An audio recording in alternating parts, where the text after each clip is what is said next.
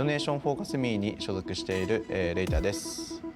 イニシエーターを担当してます。デトネーションフォーカスミーという、昔から e スポーツで活躍しているチームに所属できて、そのチームで活躍させていただいて、とても光栄な気持ちです。割と自分が前に出てキルをしたりすることよりかは、味方のサポートをすることが多いです。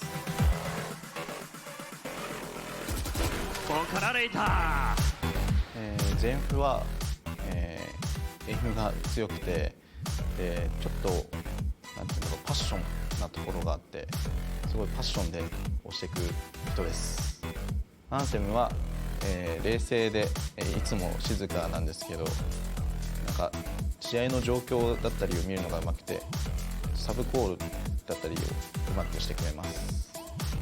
ソルダムは、なんか混戦状態の戦いが強くて、クリップ映えする、シーンが多いので、よくチーム内で YouTuber と呼ばれてます。サジェストはエイムが強くて、いつも試合をキャリーしてくれて、なんか日本ではバスの運転手と言われてます。저는 데토네이션 포커스미에서 GIA를 맡고 있는 서울담이라고 합니다. 옛날부터 제가 영상 올리듯이 이제 궁극기로 연수를 좀 많이 창출할 수 있고, 그리고 Z밖에 할 수 없는 약간 날아다니는 플레이?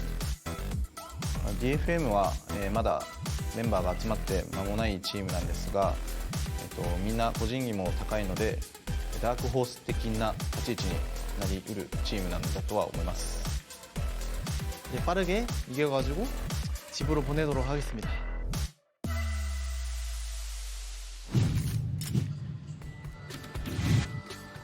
Welcome back to the desk, everyone. Golden, we're here alongside Mimi as well as Achilleos. It was a little bit about Detonation Focus Me, who are currently down 0-1 in the series after that Haven loss. And I have to say, after seeing the way Giants control that one, I believe Mission Tom said it was 9 rounds won in a row for Giants Gaming. They certainly are looking like Giants out there in the field. Yeah, you can't get away with, anyways, moving on from bad puns, we got to focus. You can't get rid of me. You can't just go to a Tarek Invitational and get rid so of me. It was a really good game out of Giants, 13-4 in the end there with a fantastic streak in that second half. I think that for DFM, it got to a point where they just kind of ran out of steam. And for Giants, they were always staying one step ahead in the calling. I think Rhyme did a really good job of staying on top of things, and they did solid at the fundamentals, which is kind of what we expected out of the squad. Yeah, they ran out of steam and they ran it down mid, just constantly assaulting sites without much to escort their way in and not clearing angles and dying at every twist and turn. It was a bit brutal to watch that second half. And we didn't really see the impact from Soldum that we were hoping for. He never really hit that stride at any point really in this game. I think he was constantly down as far as his KD was concerned.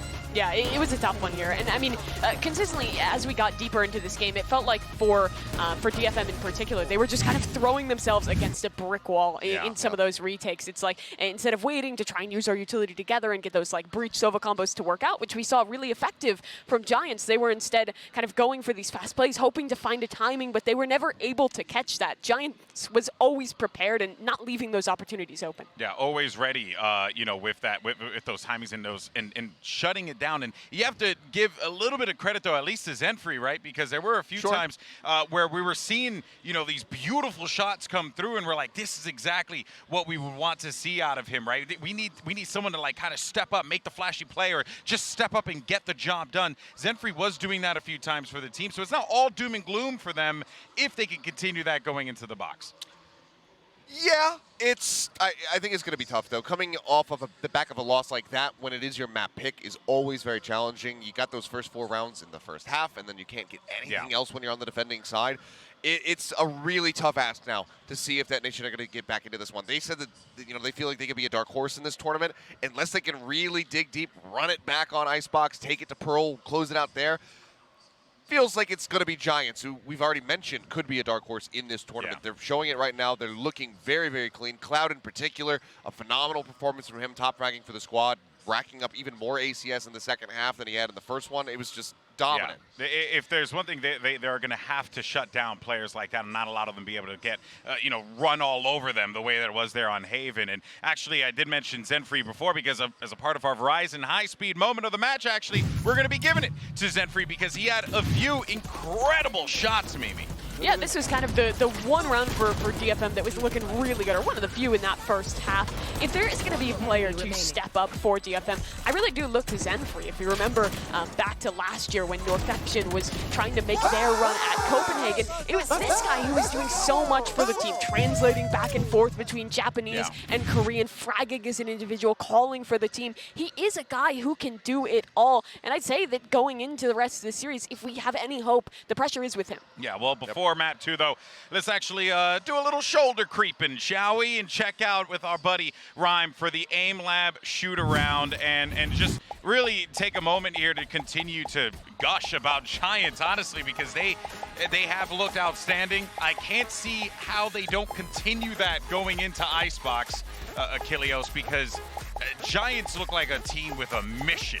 Yeah, this would be such a cataclysmic turnaround, honestly, for Detonation at this point, because it doesn't even seem like they're necessarily getting out-aimed at twists and turns here. It's just the decision-making and the fundamentals are not coming together for them right now. So unless they can have a complete 180 to get themselves back into this, then I just don't see it, because Giants right now, they're firing on all cylinders, and stopping them right now, it feels nigh impossible. Yeah, the big question as well going into map number 1 is how is Rhyme going to perform as an IGL? Is he going to be able to keep this talent kind of molded into a form that can be really solid? And I think he showed that he was able to do so there. Obviously not the most insane individual performance, but you don't always need to see that from an IGL. He kept the team in the right form, and he enabled players like Cloud to have those pop-offs. Well, if you're Detonation focused me, you're looking to make some changes going in to map 2, and actually with changes comes substitutions, because something we rarely get. Yeah, something we rarely get. So I'm pretty excited to share this. So actually Soldam's going to be coming out, and Taka J is going to be coming in for the team here. And Achilleos, what does this say to you? I don't want to go too far down the rabbit hole here. Obviously, it's the beginning of the season, but I'm sure Taka J is very happy to be taking that stage right now and try and dig this team out of the hole. Yeah, for sure. I think that really, to me, what this comes down to is Soldam didn't have the big star-studded impact that we were hoping to see from him. We didn't get those highlight plays that could go up on his YouTube channel or whatever. But Taka J is somebody who has a lot more recent competitive experience. He has been on stages a lot more recently, as far as like actual competitive matches rather than the show match series that we did have over in Japan right around Christmas. So I think that this is just saying, okay, you know what? Let's get some more veterancy on the team right now. We have to get out of this position. We tried Soldam. Let's go back to Taka J now and see if that added experience slotted in helps them close this out and take it to a third match. Yeah, we'll have to see if they can do more with this man in the server. But this map that we're heading to next, Icebox, I don't know if I'm that hopeful for the side of DFM. I think Icebox is a map that, well, it's kind of simple on paper. You're oftentimes playing the same comps. It is very easy to leave gaps and make mistakes that will exploit a less experienced team. And I think we saw some of that on Haven. If they can tighten things up and maybe had a little bit more practice on Icebox, hey, there could be a chance, but I'm pretty doubtful right now. There were some moments, though, where we were seeing as we get ready for our Prime Gaming Agent Select, which will be popping up here in a moment. There we go. There were moments in those rounds that DFM were winning. You were seeing the setups. You were seeing some of the confidence, but then you fast forward to the final round. Where were the lineups? Where were the setups? Where was the confidence? So I think that's something to keep in mind. DFM's going to have to check themselves. I was saying, I think that as well, something you could do is throw a curveball at them, send something that they don't necessarily anticipate to be going up against on Icebox. And Zenfree shifting over to the Rays definitely fits the bill for that. No Sage Icebox. No Sage Icebox. It's a 2-0. I think that it's really incredibly hard to play this map without a Sage, and if you are, you have to be so coordinated. I didn't see that from DFM yet. Maybe there's a chance, who knows? Hey, anything is possible here in Sao Paulo, but it's all ready for map number 2, so let's go ahead and send it back to your beautiful casters. It's Mitch and Tomathan. Well, Well, Tomathan, I'm not sure how I feel about this one. You know, we came in, and I honestly said coming into this event, I'm going to be much more positive. You know, I'm sick of saying, you know, this team's gone, they're out, down, out, game's over, all that sort of stuff. Worked with the Super Bowl last night, didn't work for GB. He didn't know how to predict anything. But I'll tell you what, when it comes down to this game, I'm going to go back to my old habits. They're screwed. They're playing a sageless Icebox. Are you crazy? Yeah, there's a lot of things about this. Like old Takage, when we used to like see him play, was a Reyna main. He switched to controller in some of his previous teams. I don't think that went particularly well. You've subbed out your sort of potential superstar, who normally on this map you do like to see something like a Jet. It's not coming in. They got a Raze instead, which can work wonderfully. As Mimi said, if you have that sort of coordination, they've got a lot of plant now. They could use shock darts. They could use fragments. They could use the nade. If there was anyone to take out, I would suggest maybe the KO.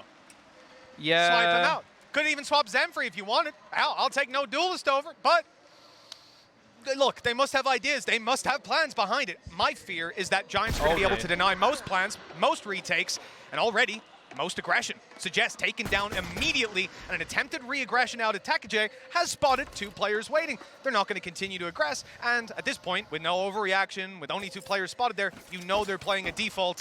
So they've just been neutered in the early round. There is nothing that DFM can do other than essentially wait or try another risk. This is what Giants did on the attack side of Haven as well. They were just patient. They knew that, especially with a comp like this, they had to make some sort of aggressive play. Hoodie is already going to decimate their Viper as well, and it is going horribly.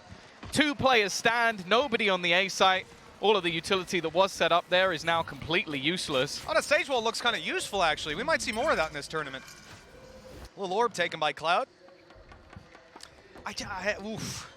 You lose the pistol as well coming into this. I mean, look, if you're DFM, you want to be picking up rounds here. Your attack's going to be pretty tough. You're going to be looking at an A site quite a bit, I'd imagine. Maybe they got some mid-split ideas. You never know. It could be something to catch them off guard. I'm excited for it, but also very, very cautious with giving any hope to it. Yeah, they need someone to make a mistake, and that's not really some other than a whiff or 2. Giants haven't made many, if any, mistakes. Nice shot at least onto Hoodie, but again, they've got players to spare. Maybe not too many more. It's all left onto Zenfree though, and he's going to find another. Somehow this has become competitive, but the time is ticking away. He's managed to bait Rhyme into the fight, but he doesn't quite land the shots. There was a real chance there for them to take that in the 2v4, but unfortunately, it hasn't come to fruition. It's going to haunt him tonight in his dreams. Hopefully as he looks forward to his next game and not back at this while checking in for his flight. I mean, this has been a rough start. A couple early aggression plays denied. The mid play was perfect for Giants. They get control, they get this site. And that little moment of hope. I thought they were back in, but no. The thing is, they do have a lot of utility, either for plant denial or for retake. So that's why you're probably going to see aggression for them on one side of the map. Try and take a bit of a challenge. Orb already collected early on from Raider, so just trying to get that Hunter's Fury closer to online. Again, though, Giants, I think they've realized that, especially in terms of site anchorage, they don't have a massive amount, especially not in this round, because you're not going to see Anthem invest everything into this one. So ultimately, they can just be patient and almost try and feel out the stack or wait for someone to fight them. They will be a little bit more keen to make those plays with the Sheriffs instead of what we saw before, you know, rocking in with some shorties and stuff like that, where you will just sit back. Damage. Oh my! Okay. Raider again and again surprises me in these fights. I keep counting him out, and he keeps delivering.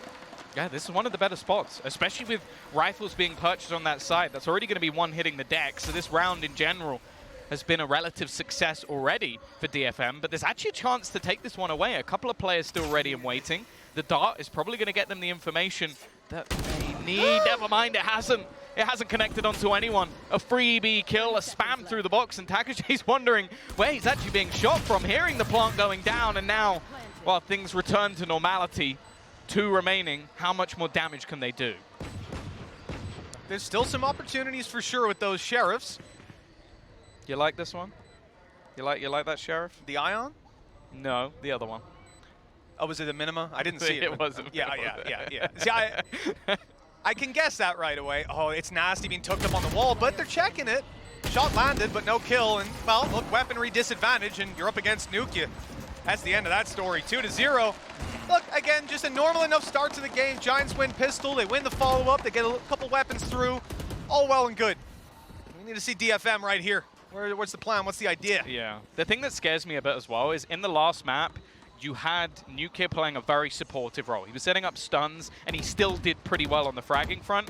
Now on Sage, he can actually do quite a bit more individually.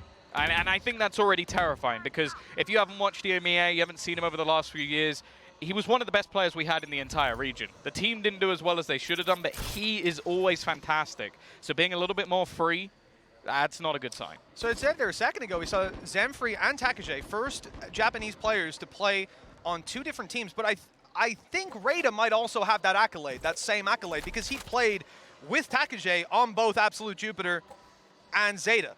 And I think both of those were the LAN events, right? Remember, they played up against Crazy Raccoons, they beat them, and then they lost 0-3 to them right after and got eliminated, which, you know, not great. But as we say, it's always harder to beat that team the second time, Tom. In the same tournament. I'm just saying, footballists and 100 Thieves, we already know what's going down. 2-0. I agree. There we go. That's all that needs to be said. We're on our way in towards the B side. And, you know, we theorized maybe DFM won't be pushing this side a lot. Giants have got the opportunity to with that Sage wall, got their Viper wall as well, get them a little bit closer. But they're going to be spotted by the turret. And it's a very passive play out of DFM. And I imagine they've got a lot of utility. I see a Nano Swarm there, but I imagine they have a little bit more in mind to deny them when they move to the side. Fatinho already trying to take a bit of space. He's going to clear yellow. Again, there's so much utility available to just try and delay and deny. Stop them being able to utilize that Sage wall to full effect. Although it hasn't been broken just yet.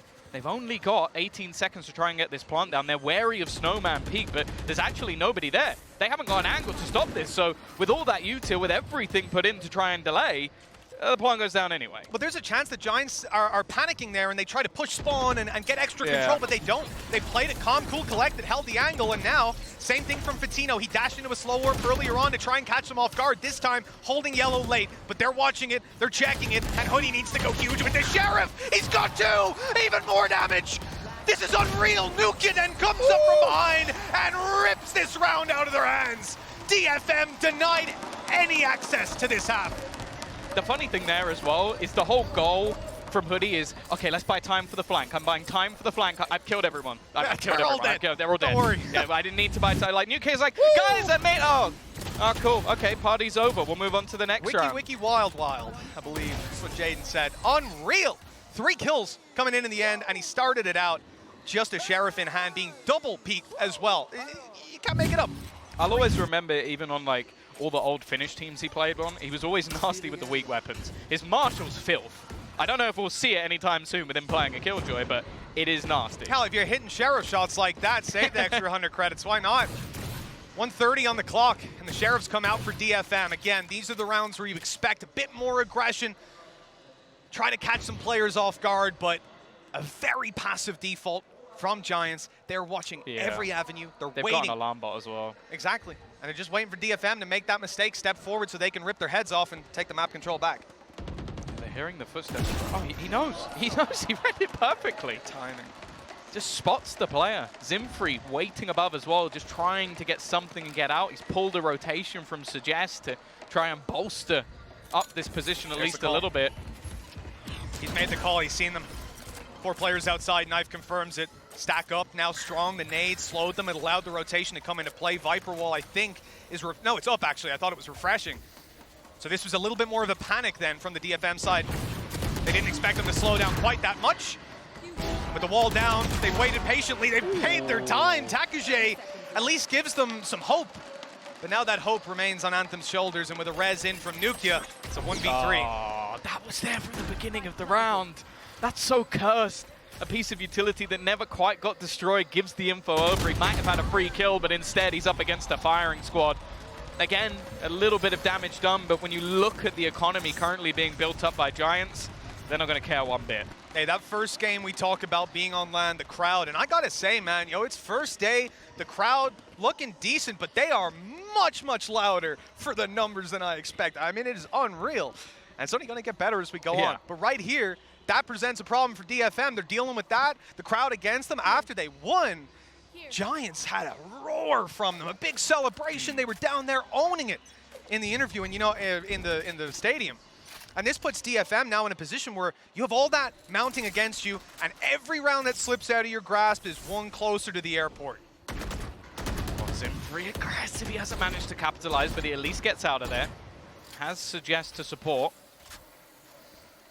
The thing is, these set plays, these early pushes, so far, have found absolutely nothing. We're going into round number 5, and that's really the basis of this composition. Okay, you do have a Viper Killjoy to slow, but you normally have that Sage in there. You can wall off sections, you can hold for retakes. A lot of the time, they can't really do that, or at least with their attempts, they failed. So instead, now, you're just playing passively with a composition that doesn't benefit that too much. Yeah, but again, we're still seeing the early attempts at the aggression, but reset into it time and time again. Now, we had an interesting play before. Giants put a slow orb yellow and then dashed into it. I think taking the eye of the player off that corner, you're not expecting them to come rushing it. If they've slow orbed it, they're probably going straight to sight or into your spawn. Something a little bit wild and wacky. Instead, they just dash in and then try to catch them off guard. I don't know that we'll see it again, but it wasn't spotted. There's the slow orb going out. They wait a second, they let it bloom, let the player look elsewhere, and here's the dash. They tried to get on top yellow, did make it. Patino doesn't get the kill though. The punish is huge. Yeah, and this time the Jewels, they're going the way of DFM. They've managed to set up nicely with a multitude of players on this side of the map. The opener was there, the setup was really nice, like the tag coming through, giving that extra little bit of information, but here for Hoodie, not really value other than taking weapons away. Financially, it's not going to change anything, but he's already got his ult. He's not fighting for those orbs, doesn't want to give them over onto the other side, and, well, basically he doesn't want to just swing out towards yellow in a 1 versus 4. What a round for DFM. And again, we see some of those ideas going up top, yellow, trying to punish the player below, but the blast packs, funnily enough for Zemfree, is able to move around, a little bit more fluidity to it. Player on site able to provide that support as well, and yeah, you're up there, you're in the open. It's not the easiest place to play from, but Suggest still did a good job to close that out and still deliver a little bit more in the late round. There's the viewing party over in Tokyo. The clap's going out for the first round on Icebox. Many more needed here for DFM if we're going to see this Pacific side make it all the way. Yeah, they've got a long road back, but it's not an impossible one. I think as well, like, they're only going to have troubles when it comes to that attacking side. Without having that sort of set play, they're going to need much deeper control. And this time, they're going for that alongside a Viper's Pit. Vandal within it definitely has its risks. I know Mitch won't be happy about that. Yeah, it's not always the best of calls, but it has its advantages to it if you are going to be stuck watching those ranged angles. And sometimes it is just the weapon that you've got with you. It's not worth throwing away. The thing is, this works with the setups they're going for. They've been gamble stacking most rounds, having 3 players on one side, mid controlled by Anthem, and then just a solo player. That's happened in most, and then they pull rotations. This time, though, with the Viper's Pit, it forces a push in the other direction. Anthem as well, that's not only a kill, but it's also the spike dropped. So extra information garnered. The turret is going to let them know that they've crossed as well, but they are likely to get in and get that plant. The patience of Rhyme right now. He's waited here this whole time, and now sitting on just the opposite side of the box. It's a matter of timing when he decides to go in and where, both pushing different lanes now. He's trying to find him and root him out. The spray's coming in, they've distracted him, they're starting to get towards the site on the attacking side, so of course Takage wants to try and help his teammates. Rhyme, though, needs to find that space. Takeje's just walking around, deleting his teammates and about 1 HP, stuck inside, and indeed, everything started to add up in the end. They knew exactly where that Rhyme play was coming from. And a second is going to be found, okay. Slowly but surely. That's the thing, similarly to the last map, it seemed when they had some ults online, a lot of their sort of ideas work more effectively.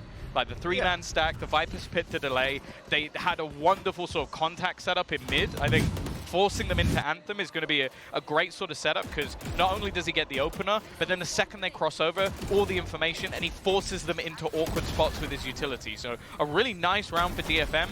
Is it one that's recreatable? Not really until they get that Viper's Pit back. Yeah, and a big pick taking your Sage out early. In a lot of rounds, you're losing the wall. I think this was the one aspect that Giants had going for them in the way they pushed and the round that was in it. The wall wasn't going to be as useful as it would be in a normal round. But that said, they lost it anyways. Patino, he's caught one player here. If he expects another player to be here, He's just waiting. That's the thing, though. Golf clap for that. Well done. It's the same. It's the 3-man pushes. They saw it in the pistol round. They saw it a couple of rounds ago as well. So they are now just expecting these aggressive plays. Raider, he did this before. He tried to fight around the lockdown. And again, it seems like Giants are just learning as they go, picking up the tendencies of opponent they won't have seen much of. But they are adapting. And this round, well, it's back to almost the norm we saw before, attempting an aggressive play, that aggressive play not working, and Giants having the round on lock. Man, this is a solid round for that attack. Ultis still just sat on the utility belt, farming up the whole time. Rhyme 2 away now from the pit as well. With DFM going down 5-2, this attack side is picking up a number of rounds already. I would say if DFM managed to close this half out with every round from here on out, 7-5, it's still going to be a pretty tough game for them when they swap over. And again, we have to keep highlighting, they're not playing a Sage. So this attack side, I mean, again, they must have ideas. But right away, all I can say is it's going to be tougher than it usually is. Yeah, you're going to have to not only clear a lot of angles, especially towards that B site that will allow spams. That's going to be a big problem because normally the wall at least gives you a few seconds to try and plant. But that's the thing, they brought this comp in, they've gone for something a bit riskier. We've talked about teams basically keeping within the norm this event because of the fact that firstly, they want to work on fundamentals, but secondly, you don't get a second chance. They feel like they needed to do something a little bit more aggressive here. I'm all for it. I want to see it because they did something normal last map and they got banged out anyway. Yeah, well, look, I guess that's it's one way to look at it. I'll say that. Another way, a way to look at this round, I suppose, is that you're probably going to see it going to Giants. Super passive play. DFM don't get aggressive. They don't take the map control. They're super passive on B as well. I mean, 3 players on that side of the map. Still utility covering mid at least. But a lot of this relies on them finding that opening pick. Something we've highlighted again and again has not been a strength of theirs in this series. And Giants' patience has worked out time and time again. You can see them slowly taking the map control. They've been spotted, moving up in towards Kitchen. That's actually working out well for DFM with a lot of presence on this side of the map. It's a good shot as well from Raider. There is that advantage taken. The rest of the team now looking to try and pressure in, but they're not going to have any of that Viper utility anymore. Definitely going to make things that little bit more difficult. In fact, it looks like Vitinho wants to try and almost take this into his own hands. He's going to go straight towards Snowman. Raider traded on, eliminated, obliterated, and now the spike looking to go down. And there it is, planted in the 4 versus 4. A Blade Storm, a Rez, and a Hunter's Fury crucially online for this attacking side, with DFM attempting to use a lockdown. You know that's going to be called in right away. Hunter's Fury fired out and not catching it. Not catching players, not doing a whole lot, and as they try to leave, they're all being picked off. Oh, there's a res available, but they need to get in a spot to even deny this in the first place. Nuke, he has managed to get a couple, but he expects someone on it, and they will stick it all the way through. A nice attempt to get back in on the site. But that lockdown, again, as said, when DFM have ults, their plans seem to work wonderfully. And the thing I really like about that, there is one tiny gap that is left by that lockdown. So just swings and is spraying it the second he comes around the corner. That was the only danger. That's the thing, you know, if Zemfree still has his nade, you're popping it in. I mean, there's a ton of utility here that you can play on the back of that. Anthem even having 3 nano swarms in some rounds for that position, you'd imagine.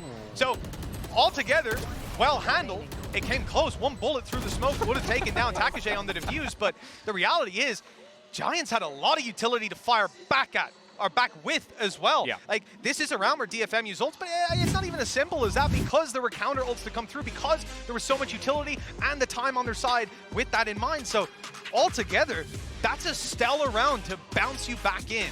They're going to also call a timeout. Make sure they take full advantage of this opportunity. Remember, their credits aren't terribly healthy on the Pacific side, so it makes sense that Detonation focused me are thinking, okay, let's just take stock of where we are and make sure we capitalize. We need every round. Well, that's the thing as well. This is the sort of round that you really can't allow your opponents to get into an afterplant.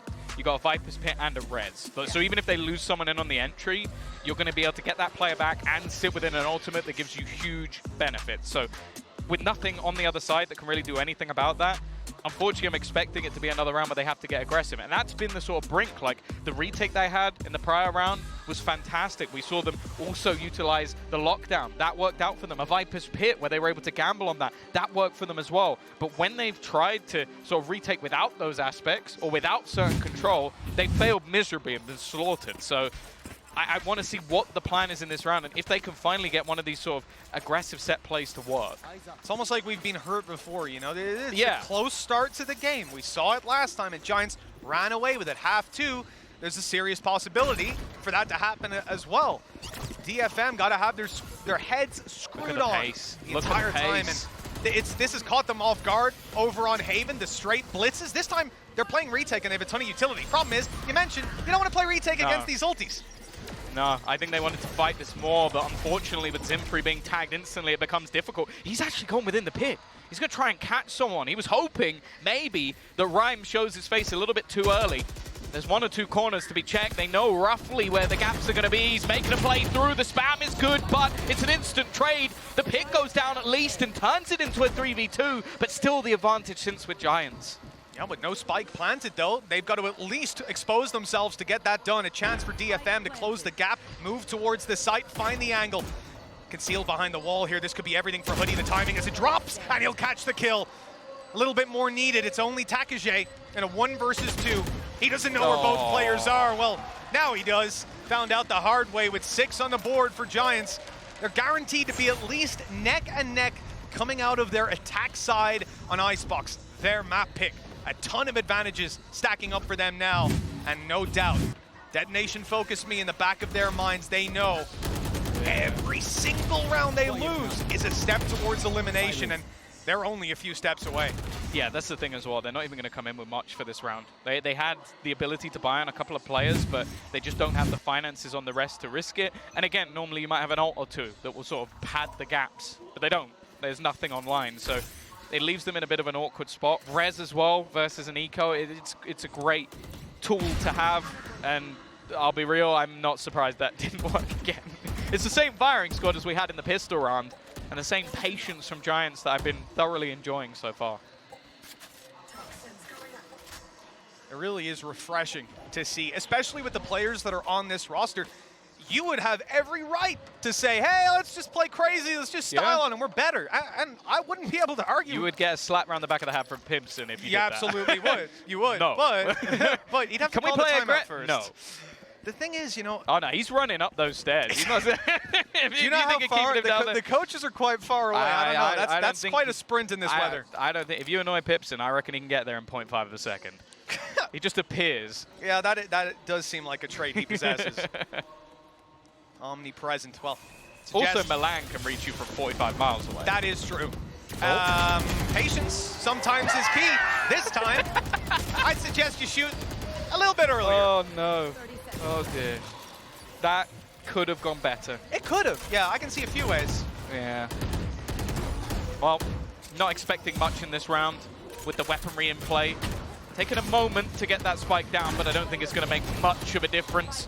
Raytree's been good with the Sheriff, and hey, I think that was actually a collapse through someone's shoulder to get that kill, but it doesn't really matter in the grand scale of things. Again, the economy's starting to build for Giants. 7 rounds on the board as they look to run away with this once again. And we're going to get the operator back onto Zimfree. The issue is, though, and it really is as simple as this, every time he's tried to play an aggressive setup on A, they've just droned him or, like, darted him out of there, and then he's had no impact. So I kind of want to see him go somewhere else. He's not. Nope. Yep. I saw him towards spawn. I thought maybe we're gonna. Nope. Right back to the A site. But if at first don't succeed, just try again. This time with a few more teammates to back up. But look at how much damage has been done. There's like a sliver of health left on Suggest. Raid has gone running to drone from the spawn, and they're closing in on Suggest the entire time. The man's isolated, didn't stand a chance in that fight. Good attempt by Anthem, but he's shut down immediately. And any inch that they're able to find on the DFM side is immediately returned by a trade. That's a good nade, though. Yeah, it's going to move the position with the spike planted elsewhere. The swing from Takage, there was no one else really taking a fight, and Zimfree, the first man in, looking like he'll be the last one out. At least the operators finally managed to get a kill, but they've got the res. finally able to use it, and Carl's going to connect the shot. It's the same problem. Just the utility from Giants, forcing them back at the beginning of the round is just too good. They're not allowing them to swing off the back of the slows being placed in as well. It just looks very easy for them to go, oh, you're aggressive. Goodbye. You know, I gotta give huge props to Pips and Milan, because in all honesty, I look at this roster, this is the last kind of play style that I'm expecting to see out of them. Like, they're so, rather, I don't think it's wrong to assume that they would come in and try to play like this. I just assume that a minute 10 into the round, someone's getting itchy and peeking. It's what happens with a lot of teams in the EMEA historically. But they are so patient. They're so diligent. A 1 versus 5, he gets a kill and they go, let's res. Let's res it, or 1v4 it was, he gets a kill, res it up. They're just playing safe, and how demotivating. Can you imagine? It's a 1v4. You get the kill, you're like, okay, maybe there's a shot. Res, and it's done. And now come into this final round, again, advantages, sitting. Actually, maybe down the middle. Zenfree's got his showstopper. There could be something to be found by that, especially with the way those A plays have been coming in. But you'll notice the A play isn't coming in this time, because they're aware of that. Oh, they're taking their time. Yeah, they've had a very good read on the ults in most rounds. They've been prepared for them with whatever counter that they've needed. The other thing as well is with a lockdown, he would almost have to fall back and play out. And again, this drone, it's not going to get anything this time, but they know there's someone aggressive. In fact, the Hunter's Fury is going to try and force them out completely, but it gets nothing this time. Last round, right? Sometimes you just throw those in, and he knew there was a player close. I can see the idea, I can see the plan. Great kill. Rhyme down, wall out of play. That was on B, though. The intention is the A site, but they know that on DFM. 4 players here. Flash. Oh, it's a beautiful flash. He might be able to get so much damage, but the lockdown's still up. They need to push forward. They've got to deny it. 1 second, and there it is. That means we have just seen the Viper's pit go down for no reason. Takage completely canceled out of the round. They still need to get that spike planted, and but he's on runabouts. Oh, pick up the spike! No, it's not going well for Patino. He's going to be able to get it. It's done. It's done. That just got so messy towards the end. Sure, they were forced out of position, but there was no way he could capitalize. I think maybe hoping the player detained was still within the sight. That was exactly it. That was exactly it. wasn't the case. Still, an 8-4 half for Giants, a very good position to find themselves in. And while we're going to send this one back off to the desk to try and, again, at this scoreline, tell us if there's any hope. Thank you so much, gentlemen. You know, I would have been actually a little hopeful if it was 9-3. I don't know why I would have felt a little bit better going into that, weirdly enough. Screwed them completely. Just ruined it completely. But don't trust me for predictions, because I was off with the Super Bowl yesterday anyway. But Seth, I mean, look. I was on point. Yeah. You're just a hater. It really feels like DFM, they are left out in the middle of the ocean without a paddle, without options, and without a boat. Man's just flapping around. This is tough out there for them, and credit to Giants for shutting them down. It really is. But again, I think the biggest issue that we're seeing right now is that all of the just standard protocols from DFM just aren't in place right now. It seems like every single time they go into a round, they don't really have a solid game plan. They don't really know what they want to do. And then when they do figure out what they want to do, this guy screws it all up for him. Nukia has been playing absolutely phenomenally on this stage. He's going full battle sage mode on the attack. Obviously, the wall's always pretty good when you're just trying to get a safe plant down, but even when you get ready to go over to the defensive side, he's going to be able to wreak havoc by just cutting off access points. So it's been a really wonderful performance from him thus far, and I'm looking forward to seeing Nukia just continue to just rock out here. Yeah, again, DFM is, I think, trying to lean into playing some of these retakes, but the thing is, Giants has been really well set up every time they've gotten this post plan, and Nukia, he's been the guy who has been doing a lot of that, but the Battle Sage, that is not an option for the side of DFM, because they have made some wacky choices with the composition, and they do not have that agent as we look towards the second half. Instead, they've replaced it here with Zenfree on the raise. He's done fine, had a couple of his moments, but right now my question is it worth it? Because for me, every time I watch a Sageless team, the few times I have seen it work, the teams have to be so incredibly coordinated, so well put together to make up for the lack of that wall, because the wall really is what unlocks the B site on this map.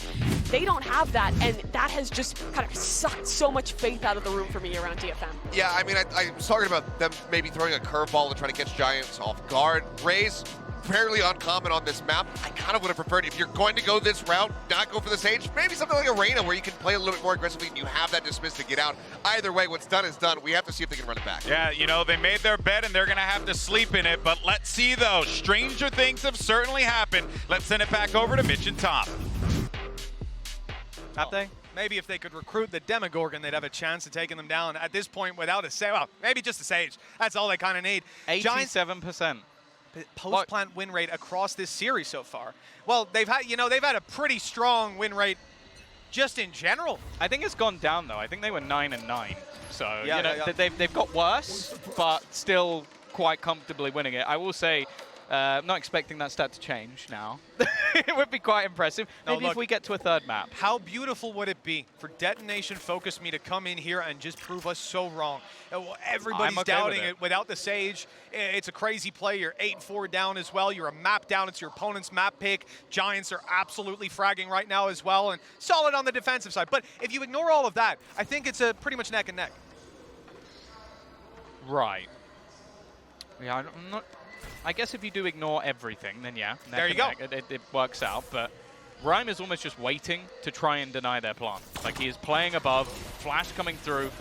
They've got so much utility ready and waiting, and when the full force of their team can come back around, as we've mentioned, there's no walls, so they either have to plant more aggressively, and that's exactly what they're doing. They blinded themselves, but somehow well, I was going to say the trade went okay, not for long. They've just been blasted. The pistol round again goes to Giants, and well, 9-4, that didn't look great. No, I wouldn't say that. It was unfortunate for Suggest. I mean, it's a very finite timing between catching the perfect window on going through that wall with the flash and but genius and madness, you know? Yeah, but look, at the end of the day, that flash blinded the player and his teammate behind him killed him. So it did work out. It did what it was supposed to do in a way. Wake up! There's Valorant happening! 9-4, and you know, at this point, I think we all know what's going down for DFM. So do they. They're on Sheriff's taking an eco. I do respect teams sitting back in this position. It is hard to deny that, to just say, oh, we're going to just accept 10 rounds to our opponents, but it is sometimes the right call. They have a sliver of hope in this round of getting damage in, but again, when you take a look at what they have in the shield department, Giants should be able to shred them in most fights. Fatino's running around with essentially a semi-auto op. It's just not looking great for them to get damage. But if they can drop some weapons, you know, build up the foundations, I think that's even a tough sell in their voice comms right now. You just got to take it one round at a time. Well, again, utility set up ready to try and deny them getting this plant down.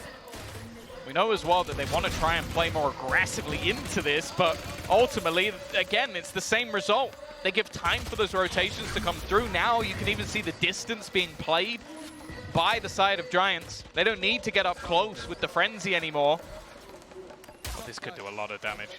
Shock dart going through 2 players low. It doesn't actually kill off. It hits Anthem, unfortunately. The one player he didn't want to hit, so maybe Cloud will get an assist after all. It might not even matter. Finally, a kill comes through for Suggest, but that is it. One and done. 10 rounds on the board for Giants, and well, they're running away with this again. Yeah, and in the last map, it was very much a story of Cloud just dominating. Right now, he's just playing a normal Sova role. In fact, I'd say pretty much everybody just doing their job. Nukia, 16-6. They've got reses non-stop. This is the difference. It's exactly what I said at the beginning of the game. It's like, you put him on a breach, he'll put up numbers, but his assists and what he was doing to support, now you put him on a Sage. It's like his role was put wall down, kill people. Yes. And he does that. That's what he did. Pretty good at that, yeah. He did exactly what it said on the tin. So, yeah, that's a scary prospect. I also think if we see his Rays come back at any point, I want to be casting that game. Everyone's in trouble. Everyone's in trouble if that happens. Well, this round for Giants has a couple weaknesses, you know. Obviously, the Sheriff on Rhyme. Now, he's jump spotting on B, playing the info, and then late on, he'll be attempting to deny with utility. A snake bite on top of that nano, perhaps. Then I glanced down after I said that to check if he had a snake bite. I had a little heart attack, but he does. He's got 2. And it's good in this position. You're going to want to keep your economy high. Obviously, it's a bonus round. And he's the one that decides to take the weaker weapon, being the honest, support. They did Yep. win the last one. Bear that in mind, Hoodie with Hello. the triple kill. Nuke again, it's almost free. The repeat from Rater just doesn't get anything. He's going to go in for more and wins that battle as well. Free upgrade for him, maybe for a teammate as well. Rhyme might consider getting out of there, grabbing a weapon, but he's holding the control for now. The orb and just spotting them on the cross course. They need the information. There's the nano to deny. Hoodie's going to be dropped. Nade forces Rhyme out, but he gets a kill. A fantastic shot onto Zenfree. A head shot returned by Takashe.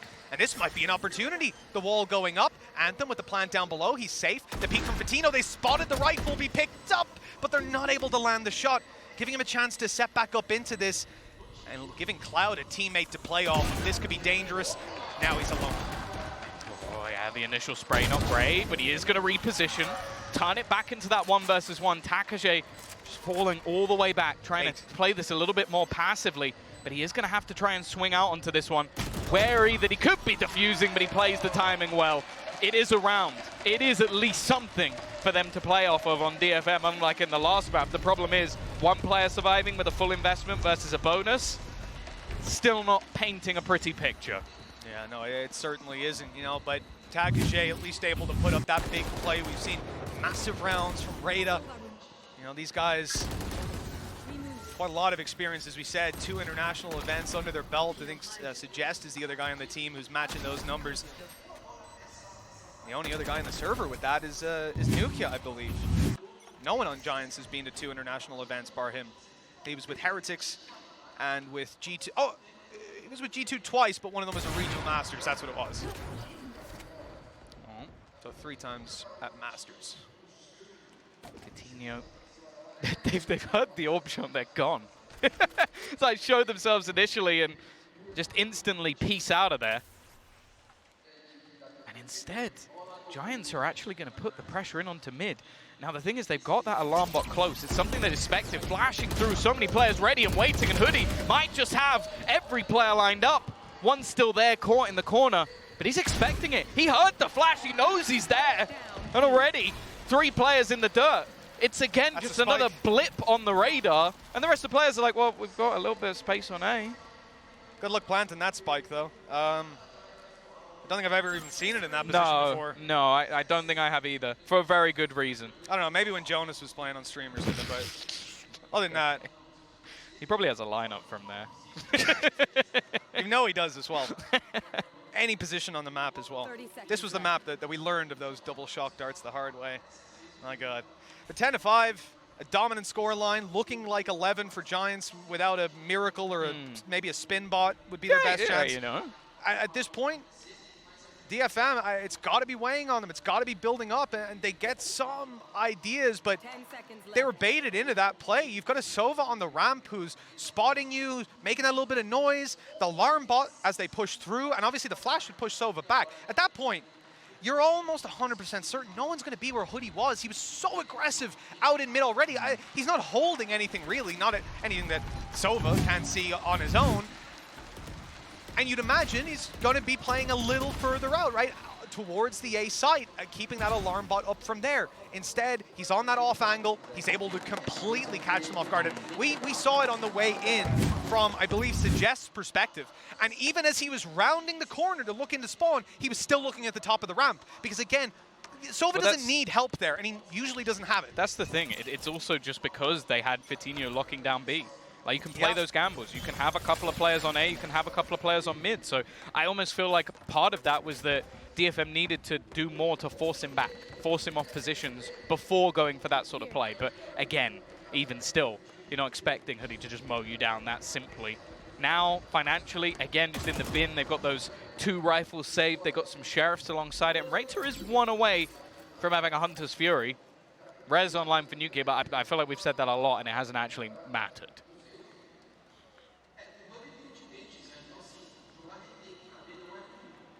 So late on into the half, and you know, I don't want to say we haven't seen an evolution of this attack so far, but we haven't seen a successful one anyways.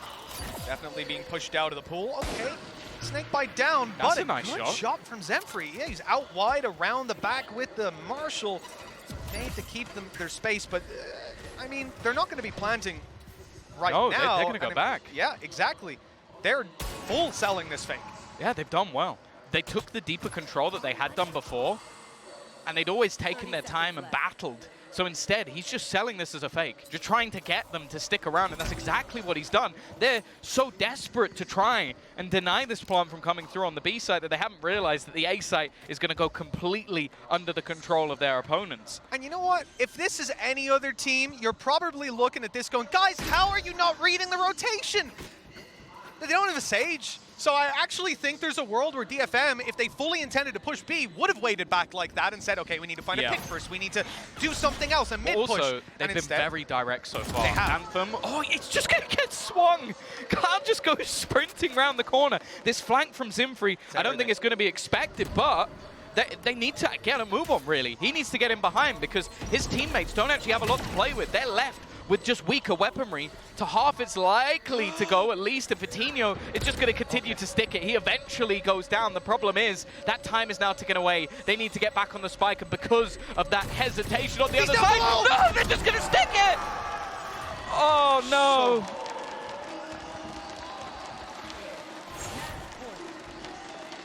Of all the ways that this could have went, Tom, of all the ways, That was the worst. the plant position too close to the edge. He's able to defuse below. Nobody can see him from the angles. They had everything else covered. Every other pixel was spotted, was accounted for. And he found the one gap in their play. And this timeout, I would not want to be there for this timeout.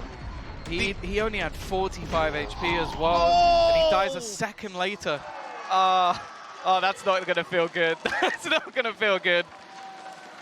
The thing is, from Zimfree's perspective, he's won that round. He's already won it. Of course he has. Because the fact that his teammate manages to get the kill on the initial diffuser, it just made it easy. He could just sit there, sit back, and just wait. And instead, Cloud did the one thing that could win them that round with the amount of time that was left on the clock. If it wasn't heartbreaking enough watching this happen to DFM, they now need a pretty big streak of rounds. We're in the same spot as last game. It was heartbreaking to see them as absolute Jupiter all the way back. You know, Takage, Rada, they come in and they beat Crazy Raccoon 2-0. They got a win under their belt. They lose the next game, end up facing Crazy Raccoon again, and then lose that 3-0. They got dominated. This time, it looks like we might be sending them home without a win under their belt. Without really a half one. I mean, this has been incredibly punishing. And Giants, yes, I thought they were a better team on paper individually. However, they are playing some incredibly clean Valorant as well, and you cannot take that away from them. He hits that. That's a tag onto Takage just through the corner of the wall. They're looking for an all-in A take once again, although Zimfree might have other ideas. Starting to check in onto that flank.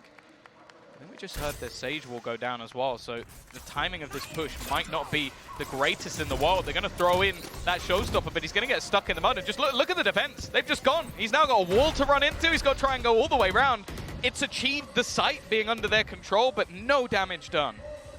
It's not the worst, you know, not being fully denied, given a chance. Giants are playing a retake. What could go wrong? Maybe Hoodie could come in with his ultimate, deny that space completely, and you can see they're waiting. As well. There we go. It's come into play. Oh, he's just been spammed out of there on the plant. Same position as last time, just trying to fight across the board. Viper's Pit available for Rhyme as well. He could basically just shut this down, make it incredibly awkward as the fight comes through, though. One kill for Anthem, that gives Hunter's something. Fury. Lockdown in play as well. Hunter's Fury on the other side. They're making this one work. The spray down from Anthem. He's just doing it all on his own. Finally, someone steps up for DFM and leaves Rhyme with his Viper's Pit still standing, trying to get anything he can, and Anthem is going to be there to close it. 5 kills for him in the round, a 6th on the board for DFM, but they had to throw everything at them, Mitch. And he stands on top of that same box to get that final kill of the ace. They might have lost from that position, but now they've at least taken it back. Problem is they're 6 rounds behind, a long road ahead of them, but I'm going to give you another thing we've said a couple of times, you know, they're pretty good at the rounds where they've got those ultis to play with. Yeah. And this one here, they force those players into taking those very Also, aggressive just fights with the look Snake at Bite, the the Hunter's scoreboard. Furies. Exactly. It's pretty much always single rounds. They've never been able to double up. Cloud, okay. You're not going to get anything from that. Was hoping to be that a little bit more aggressive. Look at the push on the other side, though. All the way down B. They can start Turret rotating a watching. player back. The turret will give them the information, but if they have a multitude of players waiting there, it might be a bit more of a problem. They have droned A. I mean, at that point, yeah, you're going to get the counter drone out of DFM, sees the space, make sure there's no player up close, and they get at least close to the back of side. Ulti to play with here, Suggest going to be popping his null command, and if Takajay can just find this orb, we could have a Viper's Pit from the attack side to get them on site. Could be a great round set up for them, and you know, up against the pistols as well, there's a chance they decide not to even use it if they do get it online. If anything, I'd say a probability. But that's the thing. It's like you almost need to have those for the future rounds. Yeah, exactly. You haven't been winning a lot of these rounds without those ultimates in play. The thing is, the longer this goes on, the scarier it gets. There's still the Sage Wall down on the right side of Look the at side that Cloud. they have to break through.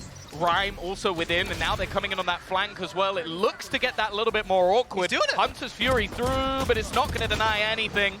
But the flank has been able to find one. A kill on another. Cloud's caught one more. This is starting to become very dangerous. Cloud waiting that whole time. He knew that null command could be coming through. This could force DFM, at least it's already wrecking a lot of their rifles. And the time is the real constraint here, but if Vitinho gets the timing, it's a missed shot. That's all it comes down to. It could have been close to going home, but now Cloud surely not in the 1v2. Time limited so heavily. He's going to give it his best shot, but that's all it comes down to. 12-7.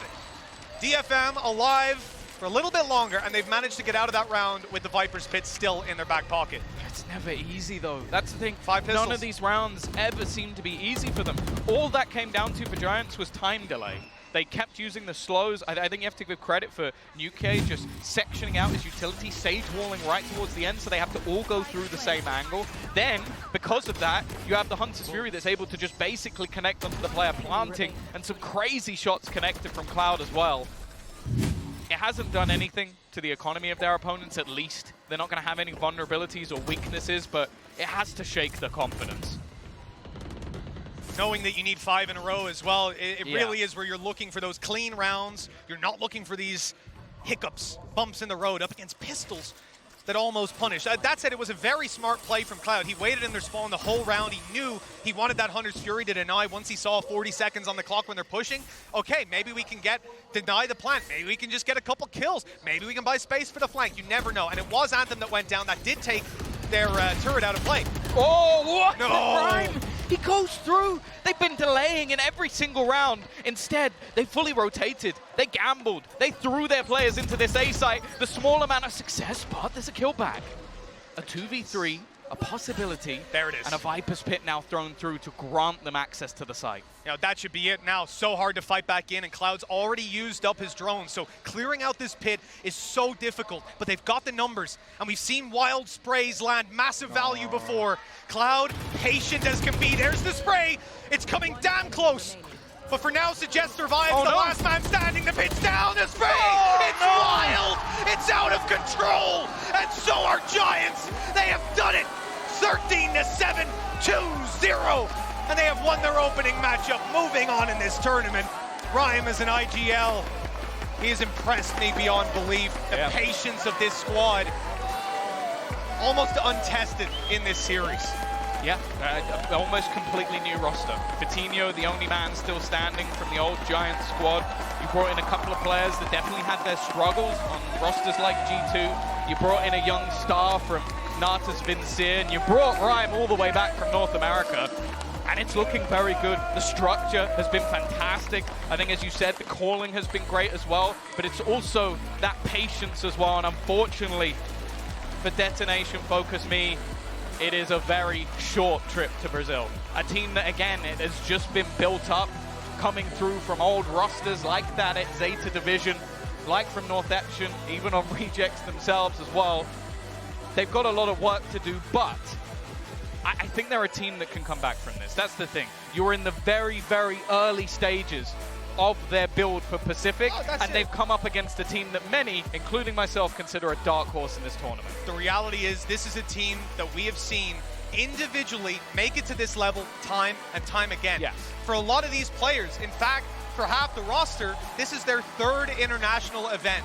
Third time going home early. I'm sure that stings, but they will have their time. Yeah. For now, it looks like Giants are a serious contender here. Their play style was near perfect, and the individuals they've got, some of the best that we've seen in EMEA. You want to keep your eye on these guys. But that's the thing. The fun thing with their side of the bracket is they're going to have to run an absolute gauntlet if they want to make it through to that semi-final spot and go into the best of fives. You've got the likes of NRG now in there. You might have the likes of someone like Loud as well, who are on their side of the bracket. So they're going to have to basically prove themselves from the get-go. And let's be honest, Mitch, this was by far the easiest of the games they're going to have going forward.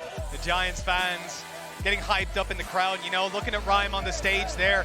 I gotta say, he's at least avoided the curse that came to catch him back in 2021. He was at Masters. He's coming up against Ascend. They beat them 2-0, and just like I said in the Crazy Raccoon game, they ended up coming back and Ascend beat them. Ascend also won the grand final. Rhyme was hard done in that event.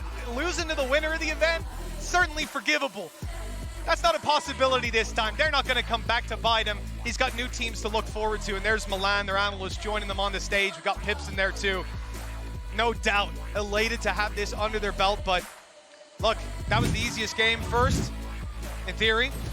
Yeah, I think the main thing to look at here is also just, firstly, individually, it's clear that everybody's on point. They got the depth throughout the roster. In fact, Patino, I think, was the one lower down the board, meant to be their sort of like talisman as that Jet player. Wasn't necessarily needed too much in that individual role because everybody else stepped up. In map one, we were looking at Cloud, Nuclear showing it as well. Hoodie having a fantastic second map, so it's definitely clear that there's a lot of depth. The main issue we had, the main worry we had was, is it going to be that sort of blitz roster? Is it going to be someone that can cause upsets but doesn't have the overall structure, doesn't have the leadership? Well, at least from this match, they definitely look like the more controlled team. The team that were calm within these rounds. They could play late into the round as well, use their utility well. It is a good sign for Giants, but it is a small step of what is, as I said, an absolute gauntlet of a tournament for them. I still think it's a very good first sign. It absolutely is. Look, they came up against a team that just could not find an answer to their play style. And yeah. One thing I'm enjoying is seeing the cheers coming out of that team, the laughs from the Japanese side, even when they were losing the rounds. Even towards the end, they knew eliminations coming. They're chuckling away. It's a stark contrast from what we saw before. When we opened up the international scene, we had the Japanese teams coming. It was heartbreaking to send them home, as it is this time, but good to see them with a smile on their face as they're locked in. This is really tough. You know, you've got Cloud and Fatinho, who are first-timers here at the international event, actually, and then Nukia, who might be the most consistent player in EMEA. This guy, we're giving it to Cloud. Good for you. He's gone through 4 major events so far, 3 internationals now as well. When they scan, he's got accolades, they're picking but Cloud. they should probably pick Cloud after the performance, you know, in all fairness. Like, UK was very good on his breach. I thought we were staying impartial this time, you know? You just throw that out the window. Cloud. I like Cloud. Cloud it is. So Cloud's your MVP. No, obviously you guys got to scan the QR code down below if you think Cloud was the MVP. If you disagree, you can vote for whoever you want. Don't listen to the Angry Bald Man. Talking about Angry Bald Man, I heard we've got one who's waiting by. I'm sure he's going to have a ton of opinions about this game. But the reality is, we're going to have to wait a minute before we hear from good old GB, from Balden Boy. For now, we're going to toss it off to a break.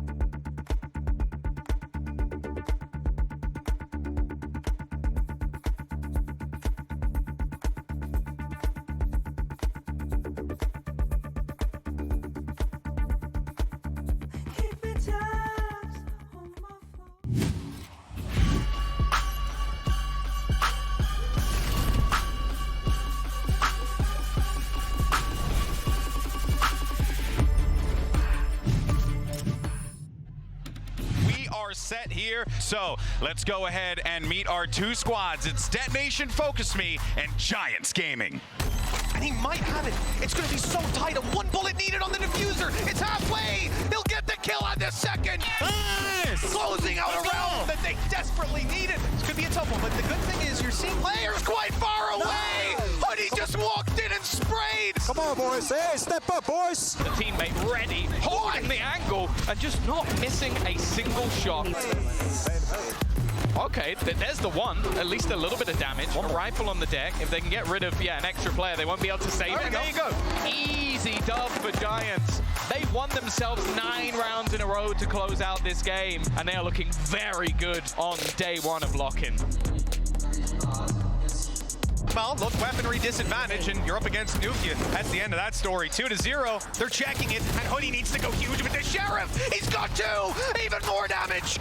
This is unreal. Nukia then comes up from behind and rips this round out of their hands. So they either have to plant more aggressively, and that's exactly what they're doing. They've blinded themselves. Well played, boys. So many players ready and waiting, and Hoodie might just have every player lined up. It's wild! It's out of control! And so are Giants! They have done it! 13-7, 2-0! And they have won their opening matchup, moving on in this tournament. Welcome back, everyone. Those were your Prime Gaming post-match highlights here. And, look, very straightforward. This was a rough day at the office for DFM. They tried some things. They tried to throw some uniqueness at the wall. But, Mimi, I think ultimately it just came down to, who clicked mouse better. And right now, I do think as far as strategies as well as just aiming, Giants look on fire. Yeah, the individuals were all popping off. But I also think as a team, this was a pretty solid debut for the side of Giants. Yeah. I thought they were well coordinated. Even when DFM was getting weird, getting hyper aggressive, they kept their cool. They played well coordinated, and they dealt with that one quite easily. Yeah, quite easily. And that's one of the reasons why I'm like, how much can I really glean from this? I do think Giants, as far as their synergies and everything, just raw aim, very much on point. But I do want to see them against a tougher opponent. And luckily, we will. Yeah. Because now they're going to play against Energy, and that's going to be the real test for this team. If they can take down Energy, oh boy, Giants, they are absolutely. Then you're on the Giants. They're going to be riding that Dark Force train all the way through. But unfortunately for DFM, they got a little bit of steam at the end of this map on Icebox, but it was far too late for them to really get back in. That hold to get that defuse, I think that just kind of broke everything for them. Yeah, it was really a tough one. You cannot just spin to win like that. But we talked about this at the halftime, but the lack of the Sage was definitely a struggle for this team. You can see here, when you don't have that Sage, you have to be fighting deep, but they kind of mess up the KO flash, blind with their teammates. The spacing's not there, and Giants is just ready for it, and that's what it felt like this entire map. Giants knew the weaknesses that DFM had. They had solid setups that weren't leaving gaps to be exploited, and when it came down to those kind of big fights for site control, the individuals were showing up and winning it pretty consistently. Yeah. And I think it's also, I credit to DFM for trying something new, doing something to try and throw them off. But I think after the strategy gets shut down a few times, you're trying to go deep into the site to try and take space, and it doesn't work out. Chances are they kind of read you. It's like the only option you have. It's just so hard. Like Sage, you just kind of you lose the ability to play B without fighting deep unless you're doing it in the late round. It's just really puts you in a tough way. Well, unfortunately, that means we have to say goodbye to Detonation Focus Me as they get ready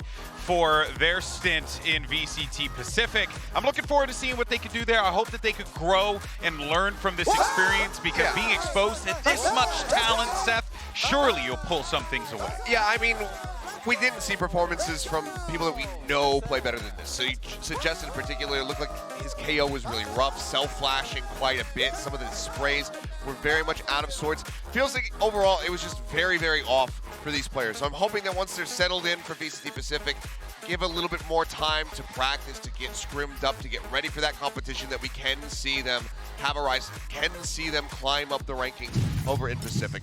We know that all of these players have that capability. It's just whether or not they can make it happen. Yeah, and I mean, it's a thing we always say when teams go home early, but you can look back at that VOD and learn a lot if you're DFM, make those improvements and hopefully be better in the Pacific League. Also, just playing together in LAN, in person, in a new environment is always good to get those reps in. So this is in no way a failure for DFM, even if it was a pretty brutal matchup and even if it is that quick trip home. Yeah, and also you got to come out to Sao Paulo. And honestly, that's a win all of in itself. But here, before the break, though, we actually asked you guys to vote for who you think the in-zone player of the match is, and the votes are in. So let's go ahead and bring that up. And the winner is Cloud. Very well-deserved. I think that first game, Seth, just gave everyone just the Cloud, I guess, hopium, or no, not even hopium. Yeah, I mean helium. He was present in both of these maps, more so in the first one for sure. I thought it was actually going to be a little bit closer between he and Nuki, because Nuki had such a strong performance as that battle stage there on Icebox, and also a very firm performance on Haven. But Cloud, yeah, I mean, it was flashy. It was brilliant watching him play on Haven, and there was just nothing that Detonation could do to try to get, just kill this guy. Cloud was just immortal. GB, I'm glad you didn't take the opportunity to say he was playing on Cloud9 or something. No, like because they're in the tournament. So I'll use that pun for later. Sure. Okay, but don't think that I'm not going to make that reference. I'm surprised you didn't say we have to say sayonara to Detonation. Yeah, I mean, maybe, but I think that, I probably would have gotten in trouble for that. So I decided I'm just going to keep it low key, keep it nice. Just my first day. All right, I haven't done a hosting gig in like 2 months at this point. So, let the boy ease back in. Don't worry, everyone. The wrestling references, they're coming. I forgot about that. They're coming. Oh, no. In any case, though, I believe we have one of our players actually standing by, because we have Yinsu, who's actually going to be joined by Rhyme for our Verizon post-match interview. Thank you very much, Golden Boy. That's right, I've got Rhyme with me here. Hi, Rhyme. First of all, congratulations on the win. I've interviewed you a few times over the last few years, but never here at a LAN. So, first of all, how does it feel after grinding for this many years to finally make it? What was kind of going through your mind as you were walking down that stage and playing as well? I mean, the first time is always unique, right? Coming onto the stage, especially here in Brazil, right? People here are known to be more emotional. The fans are great, etc. So honestly, it felt pretty good, but I wasn't really nervous. I was more excited, oh, finally I'm here, right? So it's been a long time, I've grinded for 2.5 years, and here I am.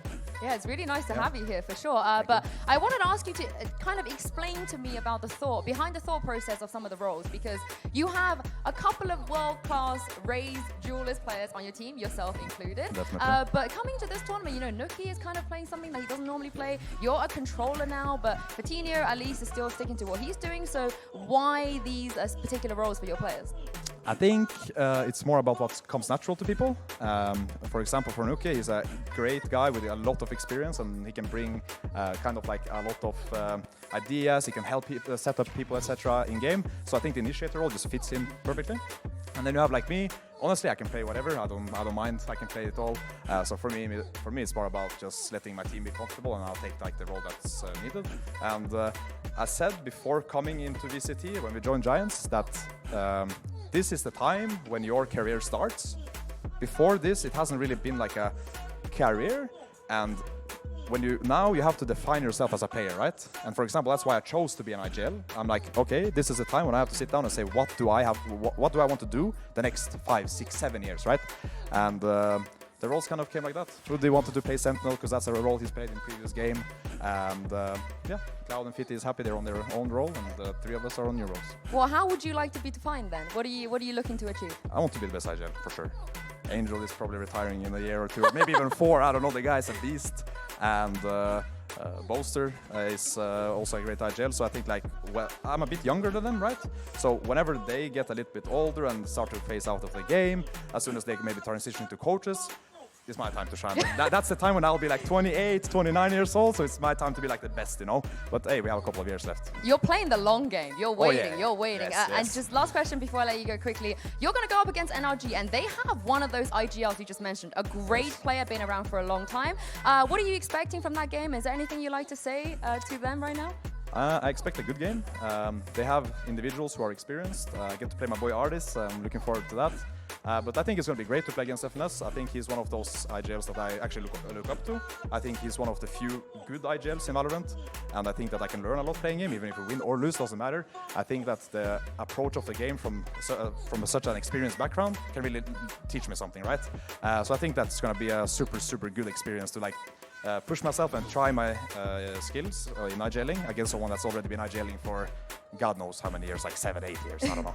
Hopefully he's not going to retire anytime soon. But I mean, you never know. Yeah, well, thank you very much, Ryan, for joining me, and we'll see you in the next game. Yes, thank you. And that is Rhyme. He wants the Boomers to retire Golden Boy. I feel like that's personal. What do you make of that?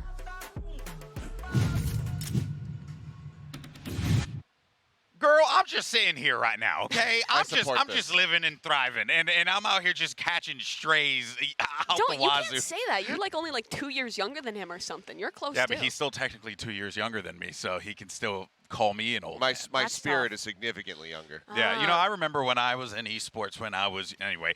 Point is, though, it was great to hear from Rhyme. And actually, I did like that he was looking to play the long game there because, you know, to have that title to be the best IGL in Europe, maybe even the best IGL in the world, look, if you take down a player like FNS in your next game, Mimi, you could probably make that case even right now. Yeah, he really could. I mean, he is building towards kind of creating a team where he could achieve that legacy, and maybe we have the first step towards that here with this win on Giants. Also, shout out to him for wearing shorts. You know, very utilitarian. It's quite warm in the venue here, so I think he's got the meta down already for lock-in. He's definitely got the meta down. I think I'm going to be joining him starting tomorrow as well. I get the desks that cover me, so I don't have to worry about it or anything. Oh, by the way, do you guys feel that? You guys? What? Oh. My sponsorship senses are tingling. No. That means it's time for a HyperX reflex moment of the day. And this one's actually going to go to Shados with this nasty 2K flick that we saw earlier on today here. Turned around the corner, popped Crashies, found some. Crashies had no idea what was happening, came around the corner, and whew, my goodness, look at this. That was actually absurd. That actually is a reflex moment. Flawlessly executed transition, by the way. But yes, this was crazy. It's one of those moments where I don't even know if Shados fully realized that he got that kill, because I certainly did it when we were watching this live, and then all of a sudden the kill feed pops up and you're like, wait. He got 2? Rewind the tape. I need to see this again. Slow it down. Yeah, just a really quick flick. I mean, granted, the opponent was already pretty low HP, so the chest shot kills. Don't take away from it. Don't It was take cool. away. We're trying to. I'm just saying. It was one of those, it was just so fast. That's the point. If it was on DRX, I mean, he's just going to go on and have a monologue about it. You know what I'm saying? Maybe, isn't that right? Yeah. This guy I can't trust don't bring that up. Can't trust this guy. Don't open that wound. All right, guys. Well, look, with our first 2 matches that are in the books, let's actually take a look at the alpha bracket and see where we are right now. And as we had mentioned before, Mimi, this is going to lead us to Giants NRG, which is awesome. Yeah, that is going to be an exciting matchup. A pretty brand new EMEA team versus one of the best team from the Americas coming back with their new roster. That should be a great one. And then tomorrow we get more of these debut matches. We get 2 more teams going home every single day this week. We get 2 teams heading home, 3 in fact. 3. So I'm happy about that. I'm happy because it means the matches should be close and they have stakes. This is true, and everyone loves steaks.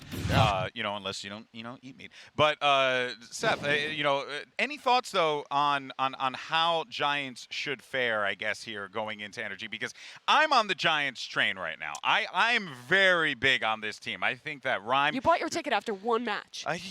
There was just a lot of passion on that stage. All right, and I love that. But furthermore as well, I just felt like we just saw excellent fundamentals from them. They seem very prepared. This is a team that looks like they want to make an incredibly deep run in this tournament. They're playing to maybe get this win here. I mean, I think that their fundamentals are fantastic, and that was one of the things that DFM was lacking the most. It was very chaotic. They never really had a game plan going in. I think if Giants can maintain their game plans, if they can have some new ones, study what they saw from NRG, and then maybe prepare some new stuff ahead of that series, they'll have a pretty good chance of taking them down. But they are going to be playing against a team that does have fundamentals in another, some of the best. Yes, exactly. We saw the run back there that NRG had. Crazy little turnaround from them in that first map, and then from there we're able to take it 2-0. You're not really going to be able to fluster NRG the same way that you can fluster DFM. Yeah. And also this NRG core, the deeper we get into a tournament, you heard it earlier in that interview with Victor, when they have tape, that is when they get good. When they can prepare, that's when this team comes towards their best. So it's going to be really difficult for Giants, but they did look solid today. It's not enough for me to get on the train, but it will get close. Look, refundable ticket is purchased. Okay, see, refundable tickets. We can all buy refundable tickets. I'm not, no. Not worth the investment for you. All right, folks. Well, that is going to do it for the first day here, the VCT Lock-In in São Paulo. This has been an incredible day of Valorant competition, but don't worry, baby. We have so much more to come. More matches. You want to tune in right here on the channel. We appreciate you watching, and we'll see you next time. Take care, everyone. Have a great evening.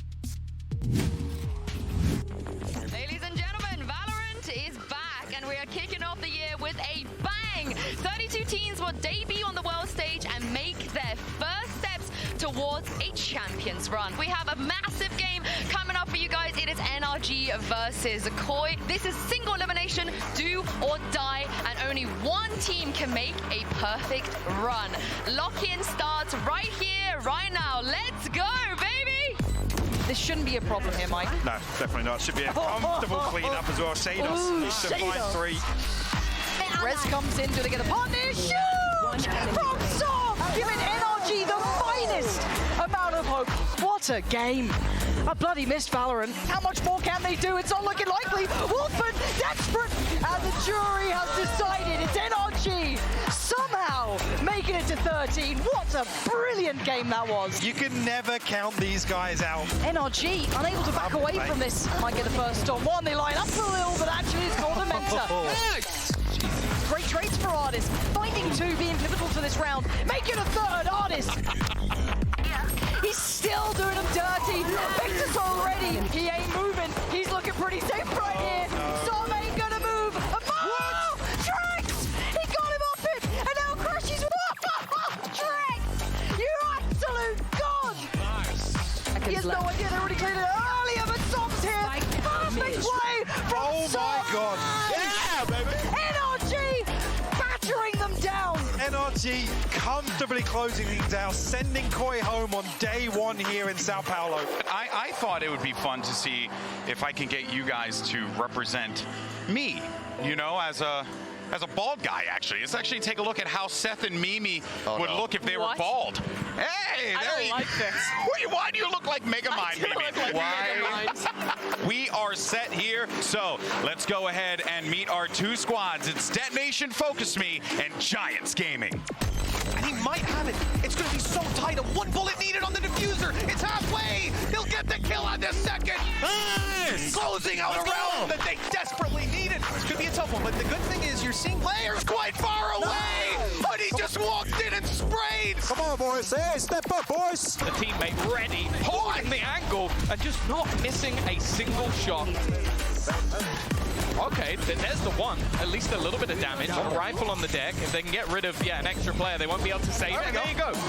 Easy dub for Giants. They've won themselves 9 rounds in a row to close out this game, and they are looking very good on day 1 of Lock-In.